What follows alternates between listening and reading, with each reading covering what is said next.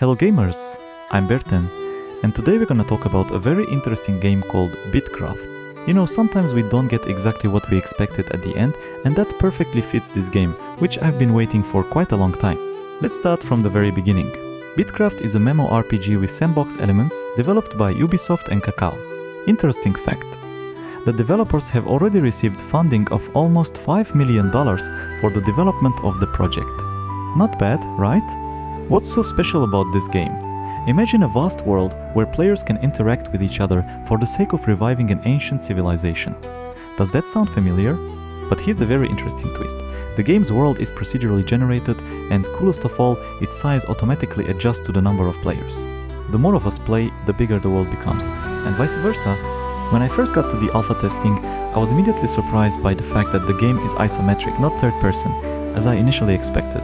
The control here is realized through mouse clicks, just like in good old RPGs. You know, it's a bit unusual for modern MMORPG, but it has its own charm. And now about the most interesting thing, gameplay. In fact, BITCRAFT is not just an MMO, it's a full-fledged survival game in the open world. You have 22 different machines for crafting, and that's just the beginning. You can gather resources, build, farm and trade. And yes, you need to eat and sleep periodically to regenerate your health and stamina. The coolest part starts when you decide to establish a settlement. You can stake out a plot of land and start building. But here's the interesting thing, you need other players to develop.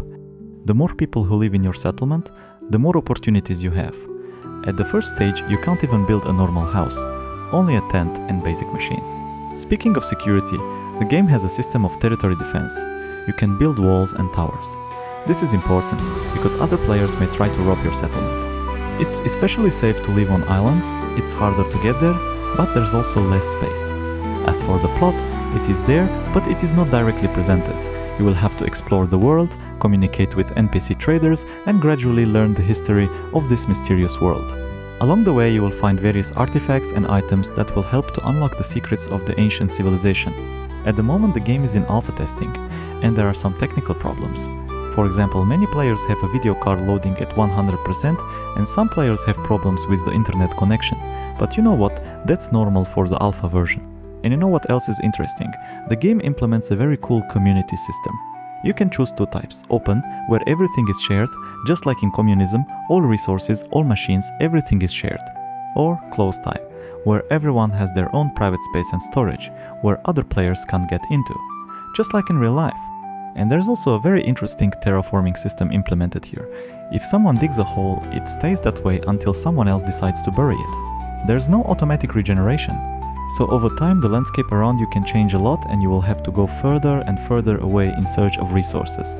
By the way, about character creation, there is a trick here too. There is no classical division by gender in the game. Your character is initially genderless, and what you will be depends only on your choice of hairstyle, facial features and clothes. Unusual approach, don't you agree? And here's what's really cool, the game doesn't have a classic pumping system. Instead, your plot of land is developed. It has more than 10 levels, and each new level opens new opportunities. But remember, without neighbors, you can't level up above the first level. That's the social mechanics. For those who love exploration, there is a special bonus, dungeons. In them you can find chests with gold and valuable items. But there's a catch, dungeons eventually collapse, so you have to manage to pick up all the valuables before it's too late. In conclusion, BITCRAFT looks very promising. Yes, it's not the game I originally envisioned it to be, but there is something special about it. The possibility to build an entire civilization together with other players, explore an ever-growing world, and uncover its secrets sounds tempting, doesn't it? If you're interested in the game, registration for the alpha test is now open on the official website. And although the game still has a lot of things to work on, its potential is huge. Who knows, maybe BITCRAFT will be the next big MMORPG. And you know what, I just love MMORPG games, it's my passion. That's why I recently started a channel on Twitch where we can hang out, play games, watch anime, and just have a great time together. By the way, I have a big BITCRAFT stream scheduled for this Friday. Come, we'll explore this mysterious world together, build settlements, and maybe even create our own little empire. I promise, it won't be boring. You can find a link to my Twitch channel in the description below the video. Don't forget to subscribe and turn on notifications so you don't miss the stream. And now put a like on this video, write in the comments what you think about the game, and see you this Friday on the stream. With you was BearTen, thanks for watching, bye!